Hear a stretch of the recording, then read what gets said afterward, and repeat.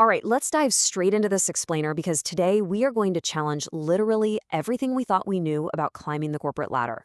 For so many of us, getting a promotion is tied to a very specific mental image, right? A shiny new email signature, a slightly bigger paycheck. Maybe, if you're lucky, an office with an actual door. We spend years grinding away, keeping our heads down, just hoping someone taps us on the shoulder to hand us that fancy title. But what if we've been looking at the whole shebang entirely the wrong way? What if that conventional wisdom is actually holding us back? Today, we're going to completely deconstruct what it really means to move up in the world. We're basing this on a really profound business philosophy from Ryuho Okawa.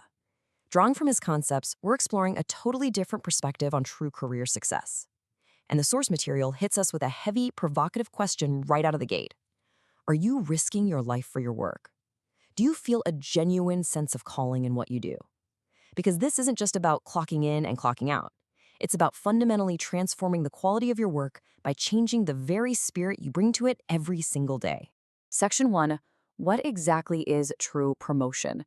We really need to wipe the slate clean here and redefine our end goal. So here is the massive paradigm shift presented in the text. The old definition? Chasing the superficial title and the vanity of a corner office.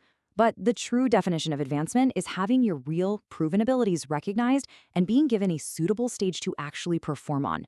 Think about it. A title without the ability to back it up, it's just an empty shell. It honestly just leads to imposter syndrome and inevitable failure. But when you focus on building undeniable ability, the title is just a natural byproduct.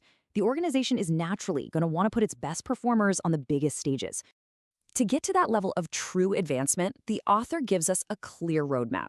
Today we're covering 1. What is true promotion? 2. Condition 1. The joy of working. 3. Condition 2. Becoming a useful, famous sharp sword. And 4. Condition 3. Mastering the power of others. Moving right along to condition 1. The joy of working. This is all about your daily mindset, and it's where everything begins. The source makes a critical point here. Working hard itself must be a fundamental joy. The very first prerequisite for advancing is that dedicating yourself to your work absolutely cannot be a painful chore. It needs to be a source of intrinsic happiness. Actually, let's be real. If you wake up every morning dreading the tasks ahead of you and you just view the grind as a painful trade-off for a paycheck, you are fundamentally misaligned with what it takes to get promoted. The top performers, the ones who get handed those larger stages, they find a deep, resonant joy in the act of working hard. It's that passion that fuels the stamina you need to excel. Okay, section 3. Condition 2. Becoming a useful, famous sword. Once you have that internal joy locked in, it's all about the concrete value you provide. The source states you must become a useful person. Now, I know that might sound a little basic at first glance, but let's break down that definition.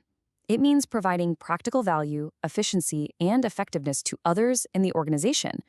It means you aren't just taking up space or doing the bare minimum, right? Your presence actively makes the whole operation run smoother. And the author uses a really fascinating martial metaphor to explain exactly what this looks like in practice.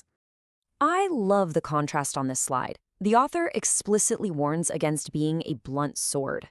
Imagine a manager trying to use a dull blade to cut through a problem. It takes immense effort, it completely drains the energy of the person wielding it, and the result is just sloppy. If your boss constantly has to micromanage you, or fix your mistakes, or hype you up, you're a blunt sword. You are draining the organization. Instead, you're urged to refine your skills until you become a famous sharp sword. A sharp sword cuts through problems effortlessly. It's reliable, it requires very little force from the wielder, and because of that, it is highly valued and protected. You have to hone your skills until you are that sharp, indispensable asset. Finally, section 4. Condition 3. Mastering the power of others. This is the climax of this philosophy, shifting from individual effort to collective synergy. The math of synergy is simple but powerful. 1 + 1 is greater than 2.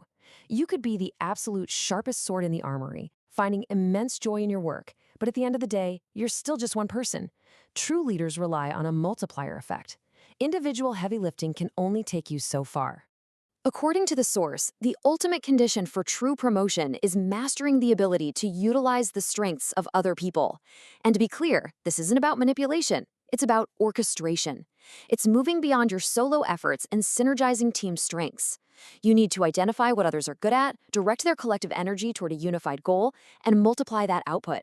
If you only get results through your own brute force, your value is literally capped by the hours in a day. But if you can empower 5, 10, or 100 people to operate at their absolute best, your value becomes limitless. That's a real game changer. That is when you are handed the keys to the kingdom. As we wrap up this explainer, I really want you to reflect on your own daily work ethic. What kind of advancement are you truly striving for? Are you just chasing a title, or are you forging yourself into a sharp sword ready for your true calling? Are you playing office politics, hoping for a hollow promotion, or are you doing the real, foundational work? Find the joy in the grind, hone your skills to become that famous, sharp sword, and learn how to multiply the talents of everyone around you. Because I promise you, when you fulfill those 3 conditions, you won't even need to ask for a promotion. The organization will absolutely demand that you take the stage. Thank you so much for joining me on this deep dive, and I challenge you to bring these principles into your work starting today.